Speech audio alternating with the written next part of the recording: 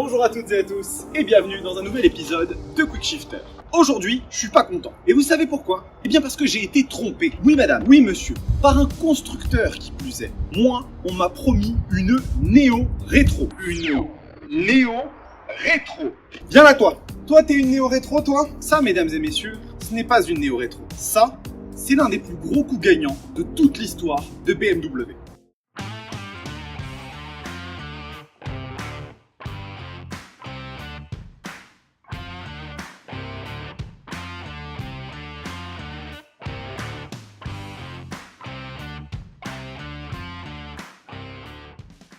Bon, comme je vous l'avais promis sur l'essai de la Super Duke, aujourd'hui on essaie quelque chose de totalement différent. Et pour cause, cette machine est l'incarnation d'un style qui a été largement repris par d'autres constructeurs et qu'on appelle le Néo Rétro. Mais qu'est-ce qui se cache sous cette appellation? Eh bien pour le savoir, il faut impérativement mettre un pouce bleu, s'abonner à la chaîne et s'abonner au compte Instagram. C'est pas moi qui le dis, c'est marqué sur cette page Wikipédia. Néo Rétro, style de motocyclette qui ne s'explique qu'en s'abonnant à la chaîne Roadsters TV. Vous voyez, d'ailleurs cette machine nous a été prêtée par l'un des viewers de la chaîne qu'on remercie chaleureusement et dont le lien de sa propre chaîne YouTube consacrée au rétro gaming se trouve dans la description de la vidéo. Mais bref, revenons à nos moutons. En 2008, BMW annonce le concept de la R90.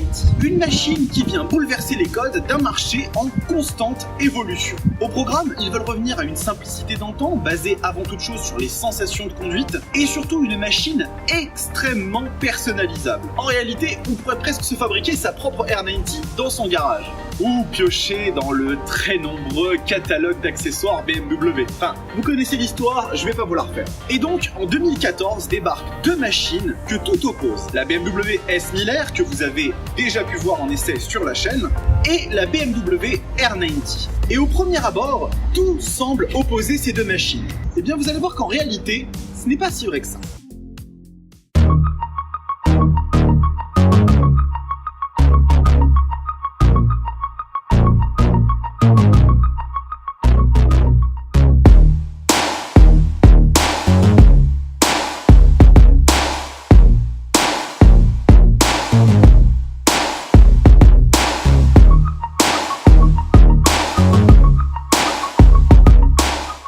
Allez, c'est parti pour le petit tour en statique de cette BMW R90. Donc déjà physiquement parlant, moi je trouve qu'on est sur un véhicule qui est plutôt très joli, qui a vraiment une finition qui est très bien travaillée.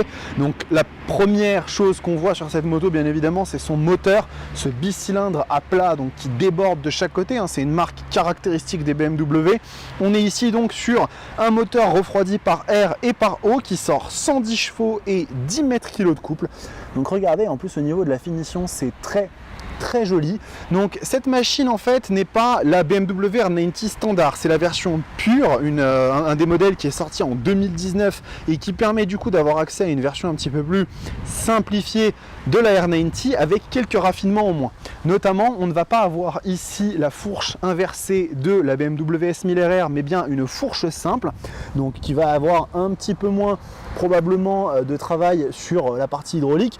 On va avoir également ici en lieu et place des étriers Brembo radio, des étriers axiaux qui feront plutôt bien leur travail quand même, vous le verrez, ça marche assez bien. Et on a une machine qui globalement est pensée dans cet esprit néo-rétro. Pareil ici au niveau de la transmission, vous voyez, ce n'est pas une chaîne qu'on a, mais un élément assez habituel chez BMW, à savoir un cardan. Donc qui va engendrer moins d'entretien, mais un peu plus de perte de puissance. Sur ce type de véhicule, ce n'est pas forcément dérangeant, puisque ce qu'on recherche, c'est pas forcément des performances explosives et ultimes, mais vraiment plutôt un véhicule fiable, facile à utiliser et qui donne vraiment un plaisir de conduite. On a une jolie selle ici en cuir surpiqué. Très sympa ça. Donc le propriétaire a mis quelques petites options. On a ici notamment de belles jantes à rayons qui sont dotées de chambres à air a priori. C'est nécessaire sur les jantes comme ça avec des rayons et des poignées chauffantes. Donc ça c'est pareil, c'est assez agréable quand on est en hiver et qui fait un petit peu froid. Donc vous voyez, c'est un véhicule qui est simple, très travaillé dans sa finition pour être le plus joli possible, mais qui va finalement offrir la base de ce qu'on veut sur une moto. On va regarder un petit peu le tableau de bord qui, comme vous le voyez, est excessivement simple. Ici on a la vitesse et c'est tout. On va le démarrer ici pour voir un petit peu les icônes, les petits voyants qu'on peut avoir. Donc vous voyez, on peut naviguer dans les menus pour avoir accès à quelques informations. Le trip, on va avoir aussi des informations de température moteur. C'est très simple, l'horloge, quelques indicateurs concernant les warnings, le point neutre et basta. Le principe de cette moto, c'est vraiment d'être très simple, très agréable à utiliser, mais aussi dans un esprit qui se veut à l'ancienne.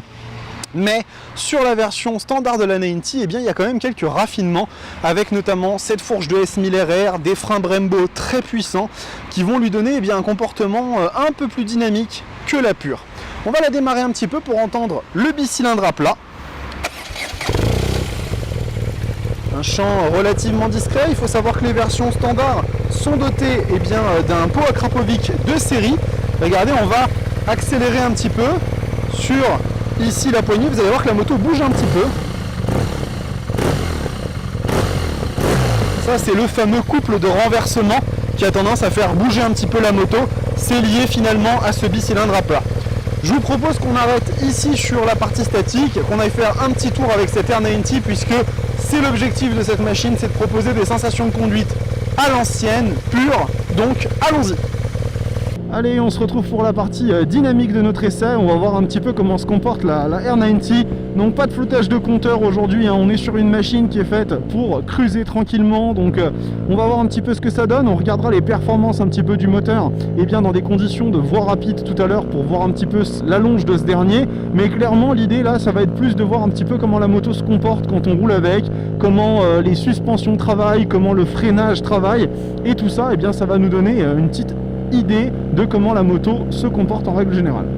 Donc pour moi c'est une expérience qui est assez intéressante, assez drôle à faire parce que c'est le genre de véhicule que je n'ai pas du tout l'habitude de conduire, hein, des machines qui invitent un petit peu plus eh bien, à la balade calme, tranquille, hein, l'habitude de rouler dans des roadsters un peu sportifs et un peu énervés. Et c'est assez intéressant parce qu'on découvre finalement la moto sous un autre angle. On est dans une autre dimension, dans un autre univers. On cherche vraiment plutôt eh bien, à enrouler tranquillement, à profiter eh bien, du bruit du moteur, on va profiter de tous les sons d'ambiance qu'on a autour de nous.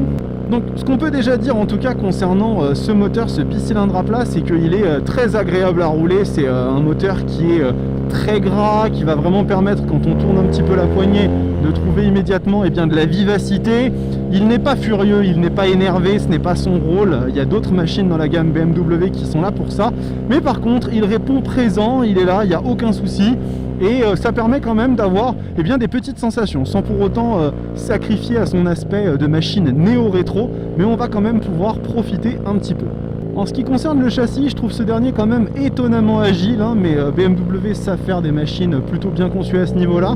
Donc la prise d'angle se fait facilement, on n'est pas dérangé tant que ça par le poids de la moto, donc ça c'est plutôt agréable.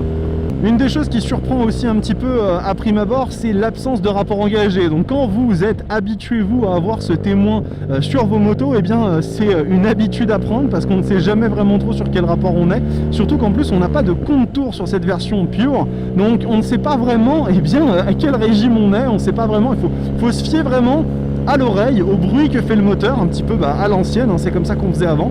Donc pourquoi pas, après tout c'est une autre façon de concevoir la moto.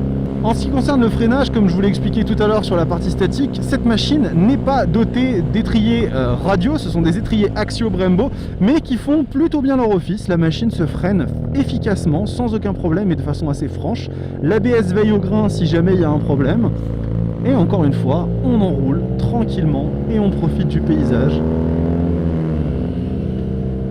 Bon allez, on va quand même voir un petit peu ce que donne cette 90 sur voie rapide en termes de réactivité du moteur. Donc là on est en seconde, on est à 60 km/h et si je fais une fond de poignée, ah si quand même, hein, ça monte rapidement. Donc là on se cale à 90, vraiment le bicylindre a quand même du répondant. Alors c'est pas fulgurant, c'est pas percutant, ça va pas vous coller les yeux au fond du crâne, mais néanmoins quand on a besoin eh bien, de faire un dépassement, il est là. Après c'est vrai qu'en termes de sonorité, de bruit, ce bicylindre en fait est vraiment assez unique. Il ne me fait pas du tout penser à un bicylindre Ducati par exemple avec de grosses vibrations. C'est quelque chose d'un petit peu plus lissé, d'un petit peu plus calme.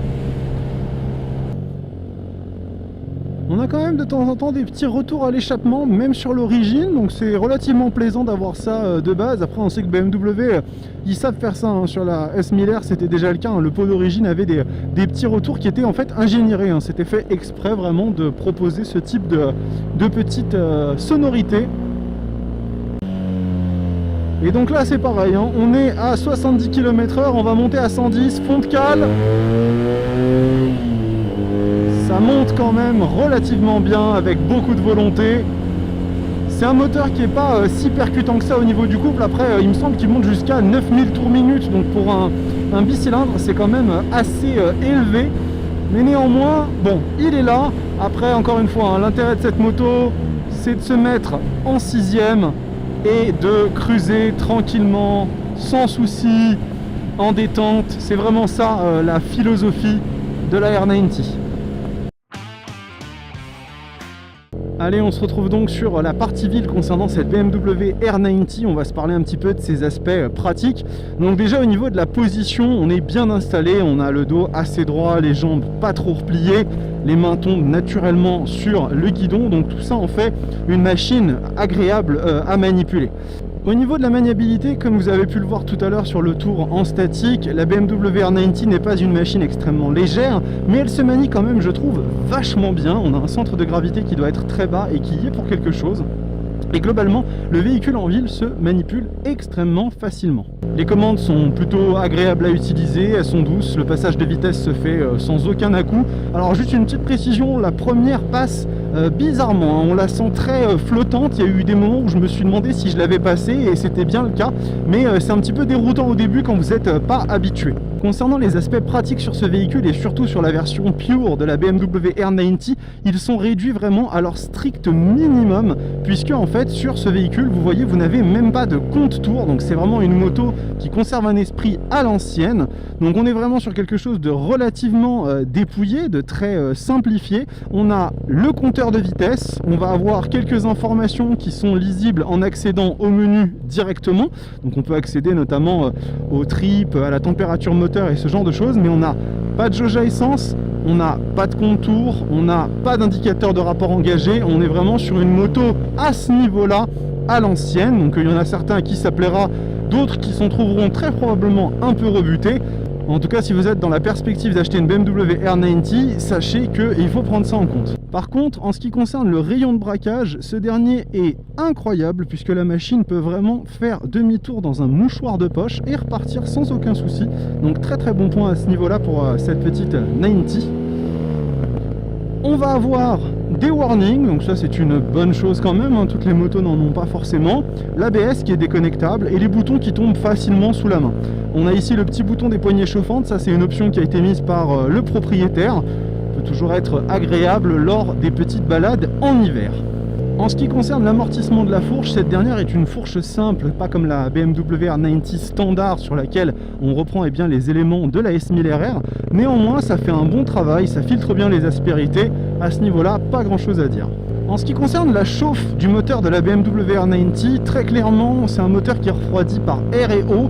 Et j'ai pas remarqué une chauffe excessive. Bien évidemment, quand vous allez être à l'arrêt longtemps pendant des périodes estivales, vous allez le ressentir un petit peu, mais ce n'est pas le truc le plus dérangeant. Par contre, attention, attention lorsque vous vous déplacez, que vous faites éventuellement de l'interfile, le bloc dépasse énormément de la moto et en règle générale, la première chose à laquelle on fait attention sur une moto en termes de largeur, c'est les rétroviseurs. Ici, il faudra composer également avec le bicylindre à plat qui prend une place assez prépondérante. Après, les possesseurs de BMW ont l'habitude de ce genre de choses.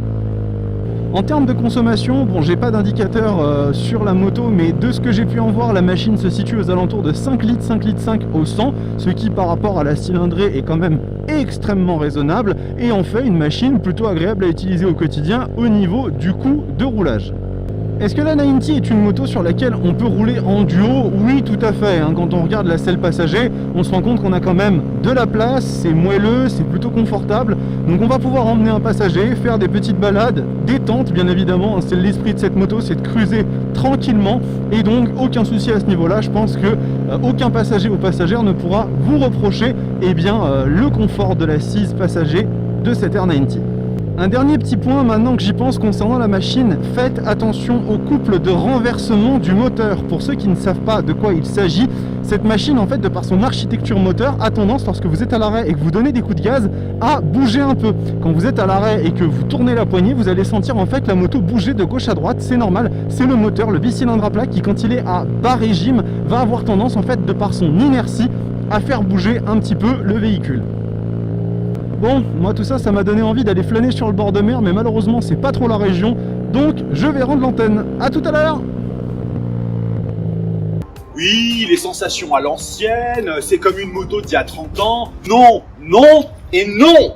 La BMW R90, comme vous avez pu le voir, c'est un habillage qui nous ramène à une époque passée, mais dans un cœur et un comportement on ne peut plus moderne. Démonstrative, précise, agile et avec un freinage tout à fait à la hauteur, la BMW R90 est une sorte de compromis entre deux mondes. Cette BMW marie véritablement le meilleur des deux mondes dans une union qui donne un résultat peu probable, mais probant. Oh, la performance de cette phrase! Il est temps maintenant de parler un peu de concurrence. Et la première machine dont j'ai envie de parler, étonnamment, c'est la Honda CBR 1000. Le constructeur japonais décide en 2018 de ne plus suivre les copains dans la guéguerre. C'est moi qui ai le plus gros roadster! Et lance le style néo-sport café, ou jouer au tennis mais en terrasse quoi. Et finalement, on retrouve un petit peu l'idée de la 90, créer un style unique avec une certaine modernité. Elle est sensiblement plus puissante, mais dans un moteur un peu moins gros cœur, puisque c'est un 4 cylindres en ligne dérivé de la CB1000 RR qu'on retrouve dedans. 13 099 € en font une option sensiblement proche du prix de cette BMW R90 Pure, qui peut être intéressant pour ceux qui veulent se démarquer un petit peu des machines qu'on a l'habitude de voir au quotidien. Ensuite, nous allons partir sous le soleil de Californie avec une pure machine de surfeur, la Ducati Scrambler 1100 Sport Pro, qui est finalement la déclinaison ultime de cette famille. Lancée en 2015 par Ducati avec le modèle 800, elle offre un moteur moins puissant que celui de la 90, mais énormément de technologie et surtout des suspensions all-ins qui vont garantir une balade plutôt corsée, dans un prix de 15 590 €. Finalement, s'il y a bien un constructeur qui est spécialiste dans les machines néo-rétro, c'est Triumph. La marque anglaise dispose en effet d'une flopée de machines qui baignent dans cette ambiance d'un autre temps. S'il ne fallait en retenir qu'une seule, ce serait la 1200 Bonneville T120. Un design qui ne laisse aucun doute quant à son affiliation, un bicylindre gorgé de couple et du caractère à revendre, mais aussi des modes de conduite, un anti-patinage et une petite prise USB qui va bien, ce qui donne une touche de modernité qui va parfaitement avec son look d'antan. Elle coûte 13 000 €, ce qui pour les amateurs en fait une option vraiment à considérer. Est-ce que vous êtes prêts à sortir votre portefeuille ? La BMW R90 version 2021 se négocie à 16 600 €, ce qui est un prix très élevé, mais qui vous donnera accès à un jouet vraiment unique, qui vous donnera une vraie personnalité en tant que motard. Le modèle pur présenté ici vaut lui 13 000 € et sacrifie quand même quelques fonctionnalités qui à mon sens la rendent un peu moins intéressante. En occasion, on trouve des BMW R90 aux alentours de 11 000 € dans de bons kilométrages. Pour conclure, la BMW R90 cache particulièrement bien son jeu. Derrière une image qui nous renvoie à une époque révolue, se cache une machine moderne, sécurisante et surtout avec un véritable plaisir de conduite. Finalement, j'ai l'air con moi avec mes 175 chevaux. Enfin, vous me direz, il en faut pour tous les coups.